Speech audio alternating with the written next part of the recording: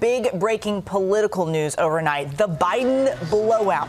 The former vice president is projected to win South Carolina with a commanding double-digit lead. Biden racked up nearly 50% of the vote, almost 30 points ahead of the second-place finisher, Bernie Sanders. So what does this mean for Super Tuesday, now just 2 days away? George is standing by with analysis, but we want to start here with ABC's Rachel Scott, who's right there in Columbia, South Carolina. Rachel, good morning to you.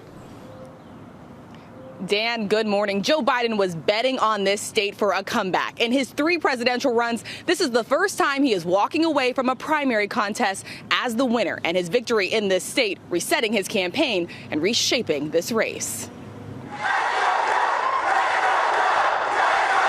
Overnight, Joe Biden scoring his first victory, celebrating a commanding lead in South Carolina.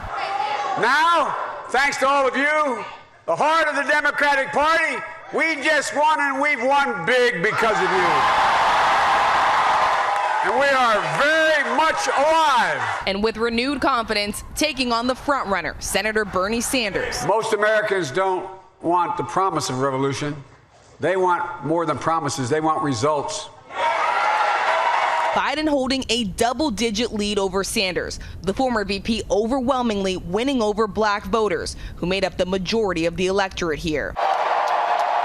Sanders shaking off the results, zeroing in on Super Tuesday and drawing out thousands. I believe very strongly that the people of this country on Super Tuesday and after are going to support our campaign. The Democratic candidates packing their travel schedules, racing across multiple states in the next 48 hours. Super Tuesday's 3 days away. We want to gain as many delegates to the convention as we can. But with pressure building, the field narrows. Hey, you guys. After pouring more than $200 million of his own money into his campaign, billionaire businessman Tom Steyer calling it quits. I can't see a path where I can win the presidency. And Biden will be hoping to seize on this momentum. His campaign is expecting a boost heading into Super Tuesday, but Biden is still being out-fundraised and outspent in those critical states. Dan? Those are critical points. For more on this, let's bring in our chief anchor, George Stephanopoulos, who's going to be hosting this week later this morning. Good morning. Good morning. To you. Let's pick up where Rachel dropped off there.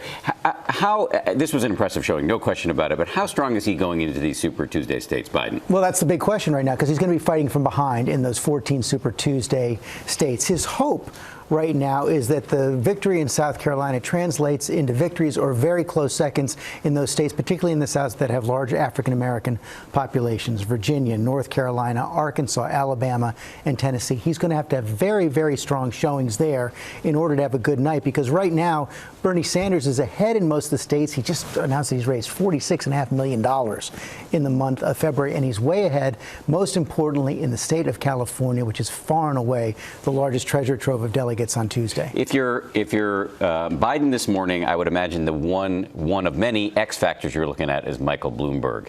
How big a problem does Michael Bloomberg pose to Biden in terms of splitting the anti-Bernie Sanders vote? He could be blocking that vote. There's no way Michael Bloomberg's going to get out before Tuesday. His campaign has already said that he spent an awful lot of money, hundreds of millions of dollars invested in those Super Tuesday states. Now, one thing that people associated with Bloomberg will say is that if he got out of the race, that Biden wouldn't necessarily get all of those votes. So it makes sense for him to stay and see what kind of delegates he can amass on Tuesday as well. But it's one of the hurdles that Biden faces going into Tuesday as he's facing this nationwide, basically, primary. But for the anti-Sanders, moderate Democrats, Democratic establishment, this has to be worrying, I would imagine, because isn't it possible that Bernie could emerge from Tuesday having a lead that's really insurmountable? He's going to win the most delegates on Tuesday. I think there's no question about. The question is, will he be on a path to a majority going into the convention or just a plurality? And then secondly,